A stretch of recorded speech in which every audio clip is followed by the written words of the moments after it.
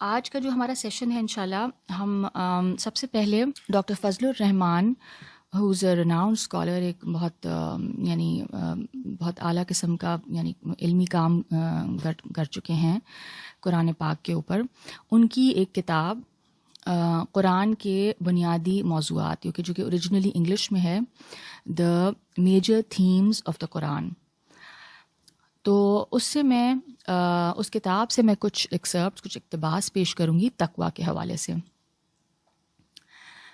وہ لکھتے ہیں، تکمیلی اخلاقی عمل کا یہ اچھوتا توازن ہی وہ چیز ہے جسے قرآن تقویٰ کہتا ہے. یعنی ایک اعلیٰ ترین اخلاق کا ایک بیلنسڈ نمونہ جو ہے وہ قرآن پاک اس کو تقویٰ کہتا ہے، جو قرآن میں غالباً سب سے اہم انفرادی اصطلاح ہے. اپنے کمال کی حالت میں یہ انسان کی پوری طرح مربوط اور مکمل شخصیت کو ظاہر کرتا ہے. یہ اس طرح کا استحکام ہے جو اس وقت پیدا ہوتا ہے جب تمام مثبت عناصر شخصیت کے اندر لے لیے جاتے ہیں. یعنی all the positive attributes are taken into the personality. They become a part of your personality. اس اصطلاح کا ترجمہ عموماً خوف خدا اور نیکی کیا جاتا ہے. واو قاف یا کا جو مادہ ہے، جیسے میں نے بات کی تھی کہ ایک روٹ ورڈ ہوتا ہے جس سے کہ عربی میں جو الفاظ ہیں ان کا روٹ ورڈ ہوتا ہے، مادہ ہوتا ہے. کبھی وہ 6 حرفی ہوتا ہے، یعنی 3 حروف پہ مشتمل ہوتا ہے، کبھی 4 حروف پہ.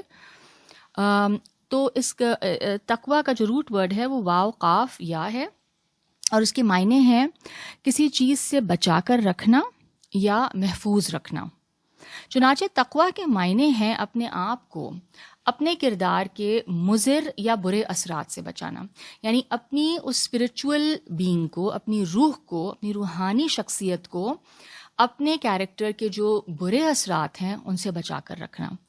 چنانچہ اگر خوف خدا سے کوئی یہ مراد لیتا ہے کہ انسان کے اپنے اعمال کے نتائج کا خوف ہے، چاہے اس دنیا میں یا آخرت میں، تو یہ بالکل صحیح بات ہے. You are scared or you should be scared of the consequences of your actions. ٹھیک ہے. دوسرے لفظوں میں یہ وہ خوف ہے جو ذمہ داری کے ایک گہرے شعور سے پیدا ہوتا ہے. When you are aware of the great sense of responsibility، یعنی آپ کو احساس ہو رہا ہے کہ کس قدر بھاری ذمہ داری ہے آپ کے اوپر، تو اس کا جب احساس ہوتا ہے تو وہ اس کے بعد جو ایک کیفیت یا خوف جو پیدا ہوتا ہے، یہ کہہ رہے ہیں کہ جس کا تعلق اس دنیا سے بھی ہے اور آخرت سے بھی. تو یہ بھی تقویٰ ہے.